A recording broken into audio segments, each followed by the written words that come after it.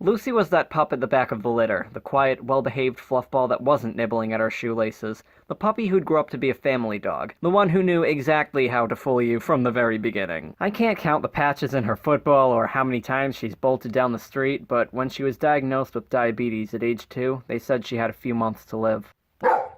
10 years later, age is catching up to her. In her prime, she'd lurk around for tables to jump on and remotes to steal, prancing just beyond your reach so you have to get up and chase her. Bark was never the fierce and loyal companion I still dream of. No, she is crippled with anxiety and just general stupidity.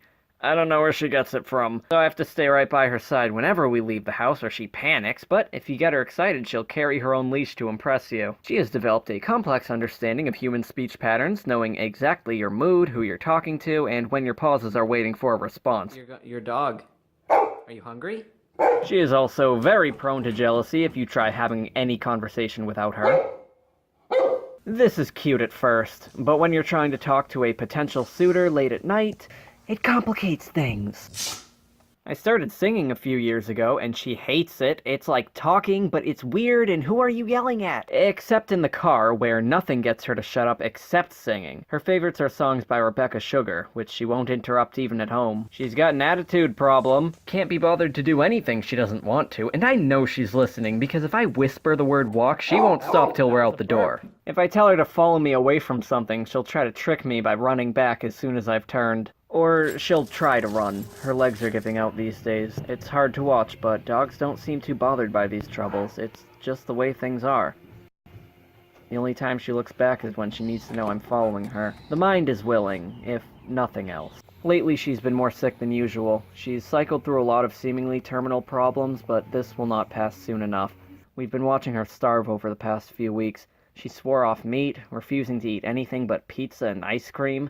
And again, I have no idea where she gets it from. But now she turns her head to even that. Since I started on this video, she got better, then she got worse, and now we know this is fatal. Death is nothing new to me, and I've always known this day is approaching. Modern medicine, generous wallets, and attentive owners have given her many more chances than any chronically ill diabetic could hope for. But there's no proper way to say goodbye to a dog, or to know if they know what's about to happen. And there are so few negative memories to draw on to convince yourself good riddance. We love that dogs love all humans, but I think we also forget that humans have chosen to love all dogs. She has had enough time to pick up some hobbies. She loves attacking the fairy, though after 1 pounce she expects you to just give her the laser pointer. And then, in a typical case of dog catches car, she has no idea what to do next. She just doesn't want you to have it. The other outlet for her primal instincts comes from shredding. She doesn't eat the paper, she's not stupid. She only eats things that are food, like grass and plastic. Anyway, she's gotten really good at shredding, and we've developed quite an efficient system together. And then there's Snow. She's always loved rubbing against the couch, and one winter, the paths we shoveled through the yard were so deep she could rub against those as well. Once the snow melted, she forgot why she had started rolling in it, and rolling in the snow, or just the grass, became one of her greatest passions.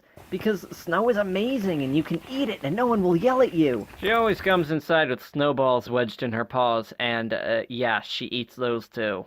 By the way, make sure the first trick you teach your dog is paw, because then she will do this with you, like, all the time, and it's adorable. She loves her pillows, and will carry them anywhere, no matter how difficult. You know she loves you if she brings you the football. And she loves to dream, always running and barking in her sleep, even in these final days.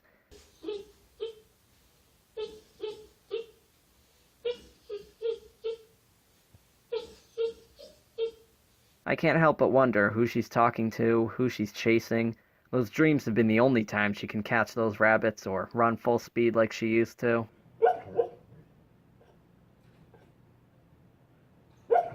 A few years ago, she stopped going upstairs at night so she could keep an eye on me working away on the couch until sunrise.